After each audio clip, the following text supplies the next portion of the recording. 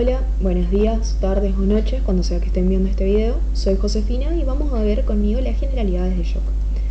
En cuanto a los objetivos que me propuse al realizar la clase, entre estos se encuentran que puedan reconocer la definición de shock como un síndrome clínico, que puedan describir los elementos fisiológicos fundamentales involucrados en el mantenimiento de la perfusión, que puedan clasificar los distintos tipos de shock según el mecanismo fisiopatológico principal y que puedan diferenciar las características fisiopatológicas entre los tipos de shock.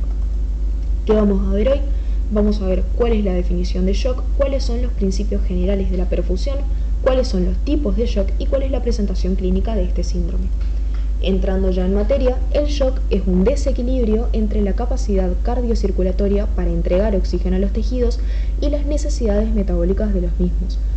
Dicho con otras palabras, hace referencia a una insuficiencia circulatoria, en la cual el sistema circulatorio es incapaz de entregar la cantidad de oxígeno que los tejidos necesitan para realizar sus funciones normales, de forma que los mismos no tienen energía y pierden la capacidad de mantener la función y la estructura celular, lo que lleva en un primer momento a la disfunción celular y luego a la falla del órgano. Desde un punto de vista clínico, el shock se define como un síndrome, es decir, un conjunto de signos y síntomas multifactorial que produce una hipoperfusión orgánica, o sea, una disminución de la cantidad de sangre que le llega a un órgano y por lo tanto le llega menor cantidad de oxígeno y de nutrientes, en un contexto de inestabilidad hemodinámica, que está generado por una patología desencadenante.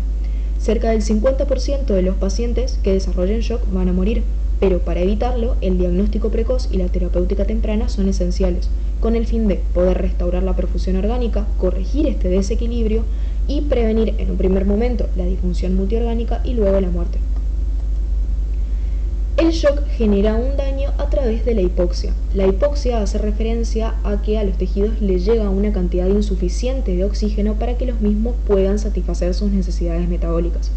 Entonces, básicamente, las células empiezan a morir y suceden distintos fenómenos. Hay una disfunción iónica debido a que la bomba sodio-potasio ATPasa deja de funcionar, hay edema intracelular, el contenido del espacio intracelular se filtra al espacio extracelular y hay una desregulación del pH intracelular porque al no haber oxígeno las células empiezan a realizar un metabolismo anaerobio con la generación final de ácido láctico. Estos procesos en un principio son a nivel bioquímico, ocurren dentro de la célula, pero a medida que el shock progresa, estos se vuelven sistémicos y terminan produciendo acidosis, precisamente por la producción de ácido láctico gracias al metabolismo anaerobio, disfunción endotelial y estimulación inflamatoria.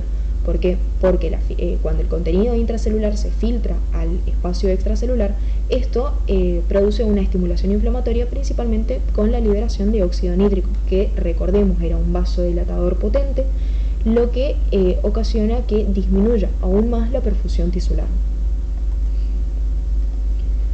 Antes de continuar, es importante que repasemos los principios fisiológicos generales de la perfusión.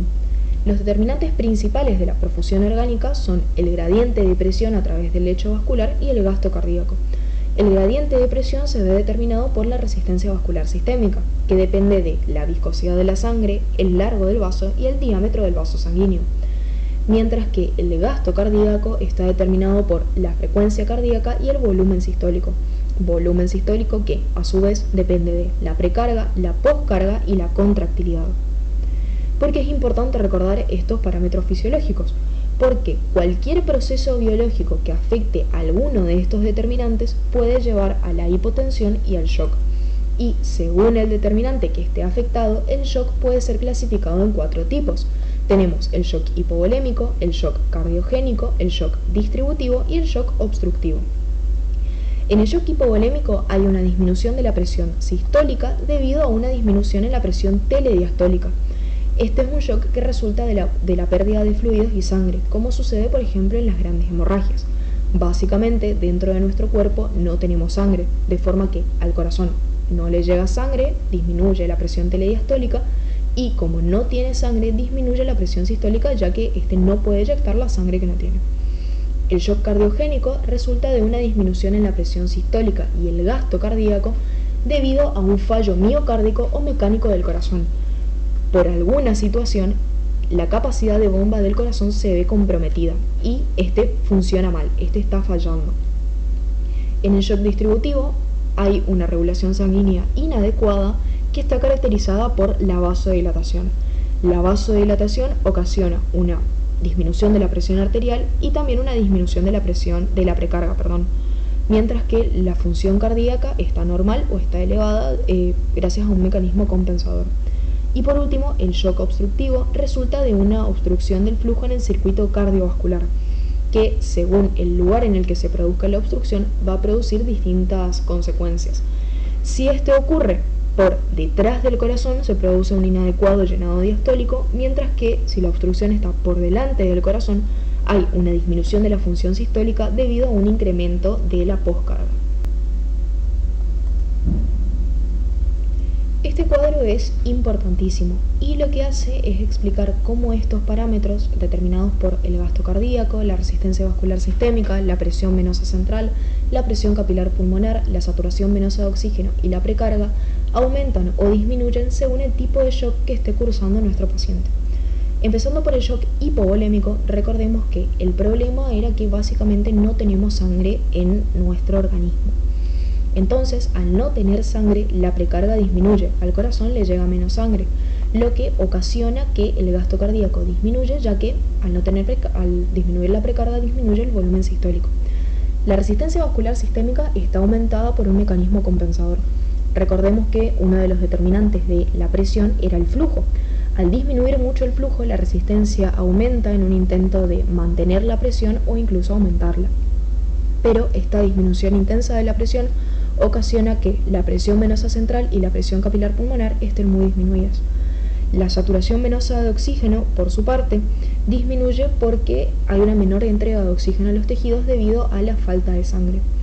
En el shock cardiogénico, el problema era que el corazón estaba fallando.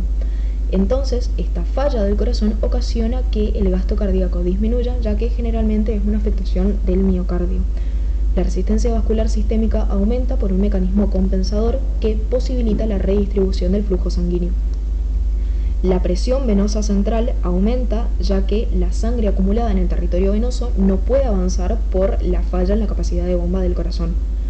La precarga se ve aumentada porque, como el corazón no funciona, la sangre se acumula en los ventrículos, aumentando así la presión, que, por ejemplo, si la falla es en el ventrículo izquierdo, aumenta la presión telediastólica del ventrículo izquierdo, que luego se transmite de manera retrógrada a la aurícula izquierda y luego al lecho capilar pulmonar, de forma que la presión capilar pulmonar aumenta.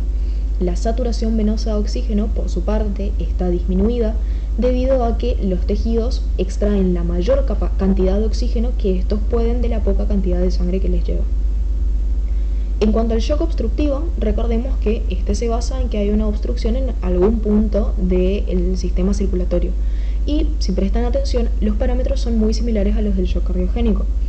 En el shock obstructivo, el gasto cardíaco está disminuido debido a la obstrucción del flujo. La resistencia vascular sistémica aumenta también por un mecanismo compensador que posibilita la redistribución del flujo sanguíneo a tejidos que toleran menos la hipoxia. La presión venosa central está aumentada, ya que la obstrucción impide el retorno venoso.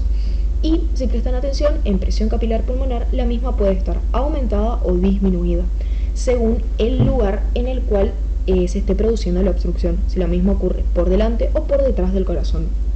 Si ocurre por detrás del corazón, la presión capilar pulmonar disminuye porque al corazón le llega menos sangre, mientras que si la misma se encuentra por delante del corazón, la presión capilar pulmonar aumenta en un mecanismo similar a lo que ocurría en el shock cardiogénico. La saturación venosa de oxígeno también está disminuida porque los tejidos extraen la mayor cantidad de oxígeno que pueden de la poca cantidad de sangre que les queda, como sucedía anteriormente, y la precarga está aumentada porque por la obstrucción. La sangre no puede avanzar. Por último, en el shock distributivo, el problema era que había una vasodilatación desmedida, pero esta vasodilatación no tiene relación con la capacidad de bomba del corazón, todo lo contrario. El gasto cardíaco se ve aumentado en un intento del corazón de compensar esta vasodilatación para que al bombear más sangre llegue algo de sangre hacia los tejidos. La resistencia vascular sistémica está disminuida porque el shock distributivo se basa en una vasodilatación y al haber vasodilatación disminuyen mucho las presiones, con lo cual la presión venosa central y la presión capilar pulmonar están disminuidas. La saturación venosa de oxígeno aumenta porque los tejidos disminuyen la extracción de oxígeno de la sangre y a su vez también hay algunas células que disminuyen al máximo la utilización de oxígeno. Y por último, la precarga está disminuida por la vasodilatación masiva. El volumen se distribuye mal y le llega menos cantidad de sangre al corazón. Por último, y si bien no es un contenido propio de fisiopatología, me pareció importante mencionar algunas de las manifestaciones clínicas y el tratamiento del shock. La hipotensión incluye síntomas inespecíficos como son los mareos, la debilidad y el náusea. Pero estos síntomas no se correlacionan con el grado de hipotensión o estabilidad del paciente. Entonces, la ausencia de los síntomas no tiene que tranquilizar al médico en un marco de marcada hipotensión. En cuanto al tratamiento, por otro lado, se debe mantener la vía aérea permeable y la administración de fluidos es el pilar terapéutico en cualquier tipo de shock. Esta es la bibliografía que utilicé, todo está en el aula virtual, así que si tienen alguna duda pueden consultarla acá o si bien consultar por sus grupos de WhatsApp. Cualquier duda no es molestia. Así que si no hay alguna pregunta, esto es todo. Muchas gracias por su atención y les deseo muchos éxitos.